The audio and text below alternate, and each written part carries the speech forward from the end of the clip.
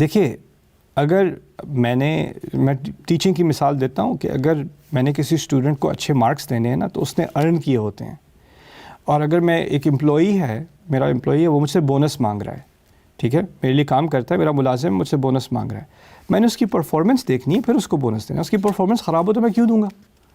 مجھے پاگل ہوں میں اس کو ریز دے رہا ہوں یا بونس دے رہا ہوں اور وہ کام نکما ہے اور بالکل ہی سست ہے اور پورا کام نہیں کرتا اور کام چور ہے اور میں اس کو بونس دوں؟ پاگل پن ہے. یعنی ہم جب دیتے ہیں نا تو ہم دیکھ کر محاسبہ کر کے اینالائز کر کے آڈٹ کر کے پھر ہم دیتے ہیں کہ یہ مستحق ہے اس کو دو اور یہ مستحق نہیں ہے اس کو نہ دو، ٹھیک ہے. تو ہم یہ چیز کرتے ہیں، ہماری زندگی کا یہ حصہ ہے اور یہ رزق دینے کا حصہ ہے کہ جب آپ کسی کو دیتے ہو، کچھ بھی دیتے ہو، تو پہلے آپ دیکھتے ہو کہ یہ واقعی ڈیزرونگ ہے کہ نہیں. لیکن اللہ تعالیٰ یہ بھی نہیں کرتا.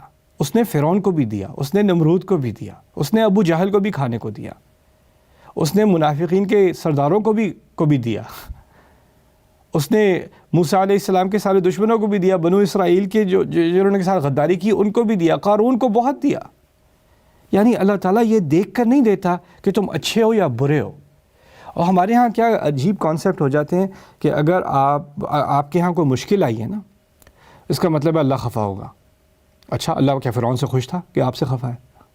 یہ پاگل پن ہم نے اپنے لیے بنایا، یہ ہمارے دین کا حصہ نہیں ہے. اللہ خفا ہوگا اس لیے رزق کا دروازہ بند ہو گیا، اللہ خفا ہوگا اس لیے یہ ہو گیا یا وہ ہو گیا. نہیں، ایسے نہیں سوچنا چاہیے. امتحان ہوتے ہیں، رزق بھی. ان اللہ یبسط الرزق لمن یشاء ویقدر.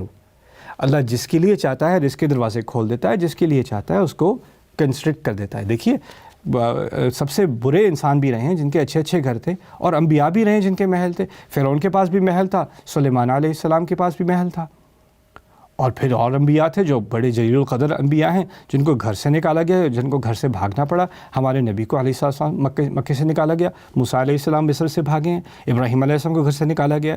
تو ہوملیس بن جانا، گھر سے نکالے، ملک بدر، گھر بدر ہو کے، وہ بھی انبیاء کے رزق میں رہا ہے.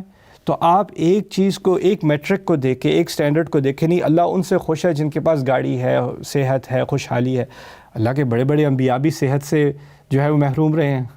ادریس علیہ السلام، ایوب علیہ السلام، ایوب علیہ السلام کی صحت کا امتحان تھا نا. ان کی رزق میں ہدایت تھی لیکن صحت نہیں تھی.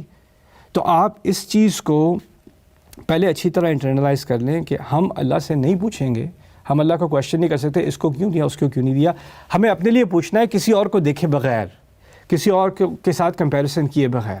بس مجھے مانگنا ہے تو اپنے لیے مانگنا ہے. ابھی ہم اس کے بارے میں مزید بھی سیکھیں گے اس دعا کے ذریعے سے. پھر اس کے علاوہ یہاں پر ہے بغیر ان یحتسب کے معنوں میں بھی ہے یہ. اللہ ایک جگہ اور فرماتے ہیں وَمَن يَتَّقِ اللَّهَ يَجْعَلْ لَهُ مَخْرَجًا وَيَرْزُقْهُ مِنْ حَيْثُ لَا يَحْتَسِبُ. جس نے بھی اللہ کا تقوی اختیار کیا، جس نے بھی اللہ کا لحاظ کیا ہر عمل میں، ہر کام میں، ہر بات میں، تو اللہ اس کے لیے ایک راستہ نکال دے گا اور اس کو وہاں سے دے گا، وہاں سے رزق دے گا جہاں سے وہ گمان بھی نہیں کر سکتا. بغیر من حیث لا یحتسب، جہاں سے وہ گمان بھی نہیں کر سکتا. یعنی آپ کا رزق، جیسے اس دعا میں تو آ گیا نا بغیر حساب، ان اللہ یرزق من یشاء بغیر حساب. میں تو گمان نہیں کر سکتی. مریم بھی خود کہہ رہی ہیں کہ یہ پھل کہاں اگا ہوگا، کہاں سے یہاں آیا ہوگا، اس کی ڈلیوری کیسے ہوئی ہوگی، وہ تو اللہ کے ہاتھ میں ہے. تو میرے دل میں ایک کانفیڈنس آ جاتا ہے کہ دیکھیں جو اسباب کی دنیا ہے وہ اور ہے. اللہ تعالیٰ جب دینا چاہتا ہے تو وہ جہاں سے چاہے دے دے، اور وہ اپنے بندوں کو عجیب طریقوں سے دیتا ہے. تو دیکھیے قرآن میں اللہ نے اصحاب الکہف کو کئی سو سالوں کی نیند رزق میں دی. یہاں پر مریم سلام علیہا کو کیا پھل، جو فروٹ جو اس سیزن کے ہیں نہیں، وہ رزق میں دیے. اور یہ دیکھ کر زکریا علیہ السلام اتنے انسپائر ہوئے، ان کو اتنی ہمت ہوئی، ان کو اتنی خوشی ہوئی. یہ پہلے سمجھ لیں کہ زکریا السلام کی منہ سے یہ دعا جو ہم پڑھنے والے ہیں یہ اہم کیوں ہے.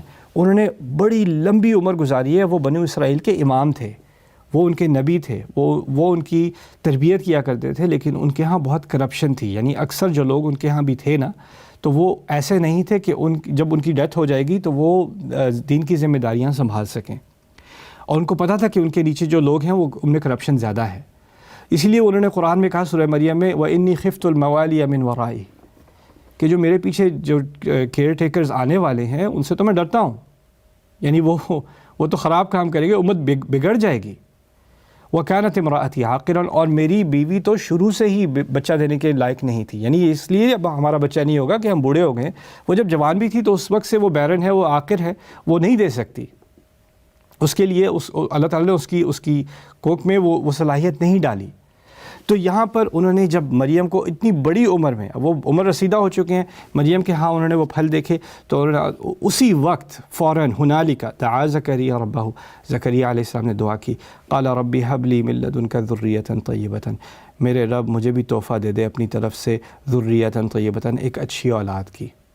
انک سمیع الدعاء، آپ بے شک آپ ہی ہمیشہ دعا سننے والے ہیں. پہلی بات سن لو یہاں پہ، انک سمیع الدعاء، انک سامع الدعاء نہیں، اور انک تسمع الدعاء نہیں، انک سمیع الدعاء. اسم صفہ کا لفظ استعمال ہوا ہے یہاں پر، صفہ کا صیغہ وہ ہوتا ہے ہمیشہ کے لیے.